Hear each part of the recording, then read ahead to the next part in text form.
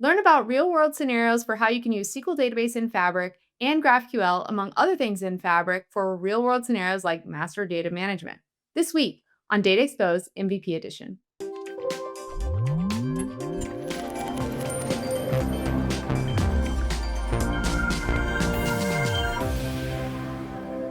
Hi, I'm Anna Hoffman, and welcome to this episode of Data Exposed MVP Edition. Today, I'm joined by Nikki. Nikki, I'm super excited about this episode. But before we get into it, can you tell us a little bit about what you do? Yes, hi Anna. I've been working with data for over 17 years now. I started with SSIS and ASRS, so in the data warehousing suite, and then moved to Power BI, and now do everything in Azure Data Platform, so Synapse also, Data Factory, and Power BI and Fabric, of course. Currently working at Powerdobs, a small 15-people consultancy firm in the south of the Netherlands. And we focus on everything Microsoft Data Platform. Data Factory, Synapse, Databricks, Fabric. And I'm currently doing a proof of concept at a client, which is implementing Fabric at the moment. And that's what I want to talk to you about. Cool. Awesome. I love it. And we love to hear about real world examples. So I think that's a great lead in. Like, can you tell us a little bit about the scenario or a common scenario that I think folks are seeing around master data management and why Fabric and why all the different pieces, including Fabric SQL Database? Yeah.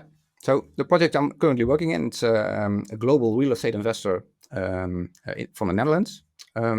We needed a place to centrally manage the master data from the company, so from the buildings, for example, that they have in our project. And the company is transforming their business. So the property managers that manage the building are actually going to do more of the administrative tasks.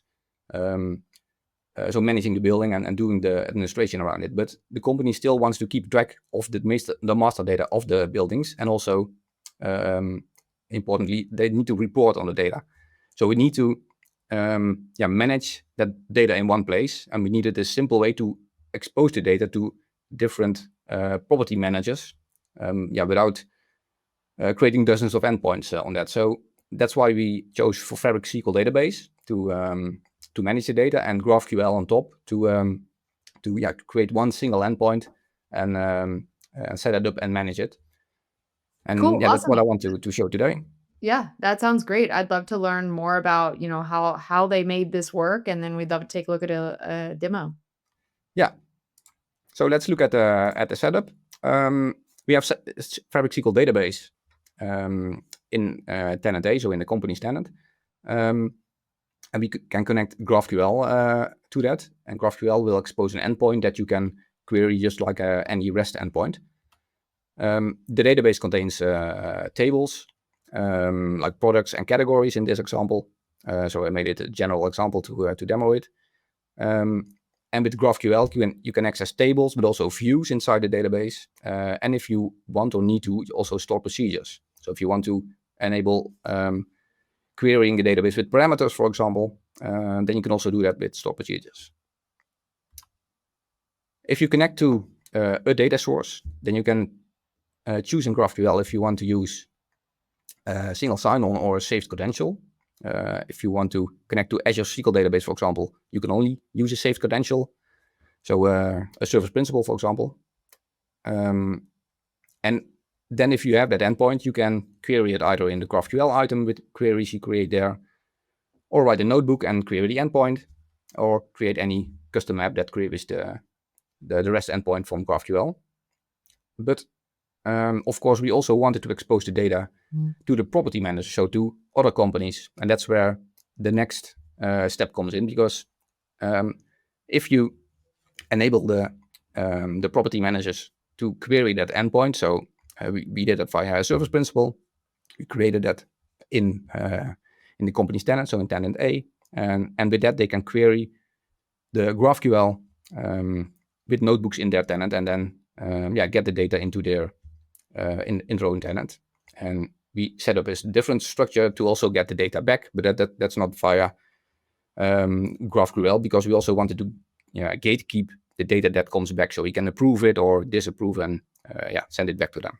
Awesome. That's cool. I haven't seen a scenario myself where, obviously there's probably a lot of them, but I haven't seen this tenant A to tenant B type of scenario. Were there any gotchas or things for people to keep in mind as they set that up? Yeah, the first part is the credential in GraphQL that you choose. If you have a saved credential, then you don't need to give the service principal that you create for the tenant B. You don't need to give that access to the data source. So in this case, SQL database. But if you use single sign-on, that's the default mode. If you click through the options, then they do need that access. So figuring that out, out the first connection made a little bit more effort than we hoped, but in the end we got there, and we also noticed the different scenarios in that. So Awesome. Cool. Yeah, this sounds like a great scenario. I'd love to take a look at what you got. yeah, let's look at a demo. So here I'm in a data exposed workspace, and I have a few items. So first, of course, the SQL database to store the data. Then I set up 2 GraphQL endpoints, one for single sign-on and one for service principal access, so the saved credential. So I can show you the difference in the end also, and also a notebook to call the endpoint. So let's first take a look at the SQL database. I actually created and populated the database with sample data that you can just get from creating a SQL database. So it has products, the popular bikes that you might know from the Microsoft examples, but it's perfect for this example to work with. So we have products, but also product categories in here, different bikes components, and subcategories, and also descriptions from the products. And let me show you 2 views I also created. So I also created views to query from the GraphQL. For example, if you have different property managers like we had, you can give them access to a subset of the data. So if you enable one of those views in GraphQL, they can only see, in this example, the bikes from the product categories, or in this view, the components. So you can give them access to a subset of the data. Because if they have access to the GraphQL endpoint, they have access to everything inside the endpoint. So you have to do the filtering or the subset of the data before the GraphQL endpoint. So if you are in SQL database, you can actually, you also see the button here. You can create a new GraphQL endpoint here, or click any table. Let's do that here. Let's just keep this name. And then it goes to the selection screen. It already selected the table I selected earlier. If we now load this, we will be directed to the GraphQL endpoint. And then a few items will be created. So with GraphQL, you can not only read data, but if you want, you can also do CRUD operations. So create new product categories or update or delete them, depending on if that's what you need. In our case, we didn't do that via GraphQL, as I mentioned, but it is possible. So you can also use these mutations to update the data in SQL database. And if you see this key over here, this means the connection type is single sign-on. And I will show you in a minute over here. This is the saved credential one. This will show in a slightly different way. So this means I have a saved credential to connect to the SQL database. But in this case, if you do it from SQL database and then create the API, you will have a single sign-on. And there's one, at least one gotcha that you need to know. In one GraphQL item, you can only have one type of credential. So this means if I add any other data sources to this GraphQL, they also have to be single sign-on. So that's one thing you need to take into account. And it already created a GraphQL query for me. So if I now run this will give me the first 10 product category IDs from the table. You can also, for example, it has an IntelliSense. So if you click Control Space, you will get the other names of the columns. You can click name, for example, click Run, and it'll give you the other ones. So this works Nice. good. Yeah. But this is still in the GraphQL Explorer, right? As I mentioned, there are also other ways to connect to this. And for that, I'm going to switch to the other one for a second, because I set up some authorizations already. So I have to create, I have to use this one. So what I did here is loaded the product description table and also these views I mentioned earlier. So filtering on the bikes and on the components of the categories. So this is quite the same as we had before. So this shows a table, and in this case, the first 5 product descriptions. But if you go to the next query, this queries the view for bikes. And I mentioned first 10, but there actually aren't that many. So we'll only get back the 4 categories that are that belong to bike. So in this case, you can give a subset of the data to this GraphQL, and then let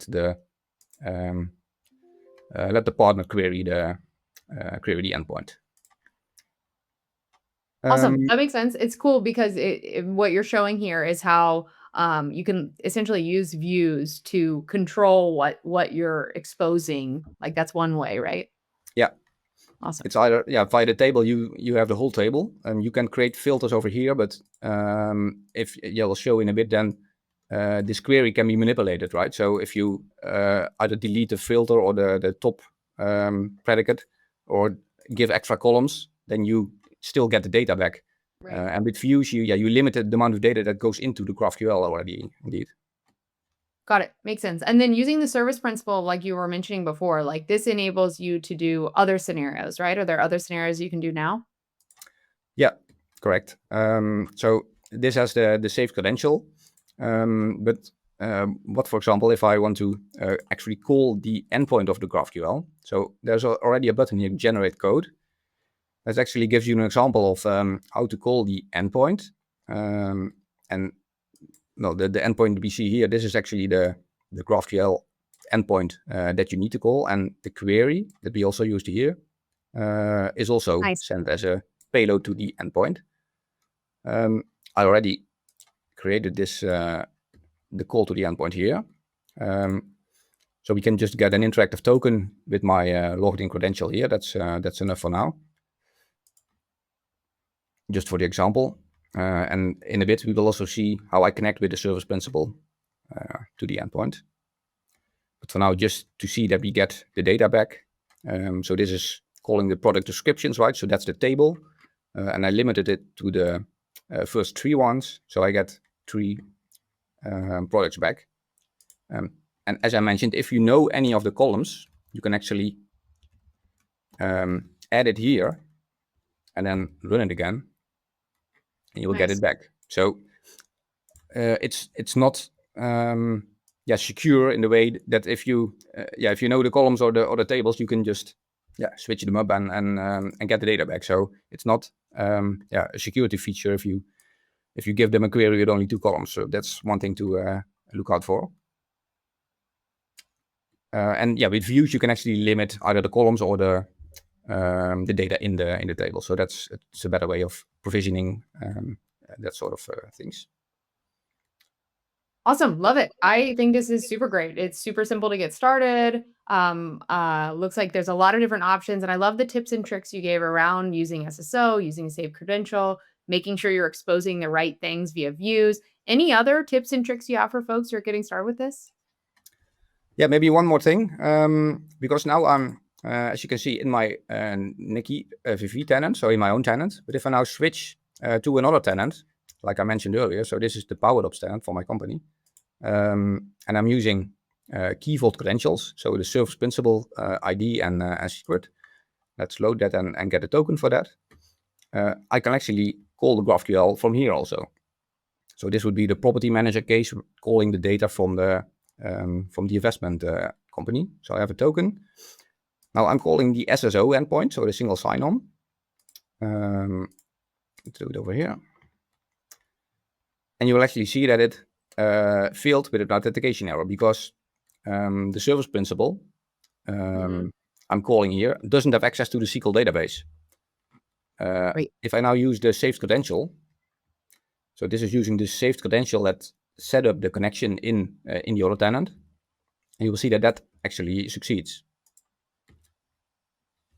Got it. Yeah, so it just kind of illustrates how, these differences really play out and can enable other scenarios like cross-tenant like you showed. Yeah. Awesome. Love it. Well, Nikki, thanks so much for coming on the show. I learned a lot. I'm sure our viewers did as well. Viewers, if you like this episode, go ahead, give it a like, leave us a comment, let us know what you plan to do with GraphQL and SQL Database in Fabric. We'll put some links in the description below for you to learn more, and we hope to see you next time on Data Exposed.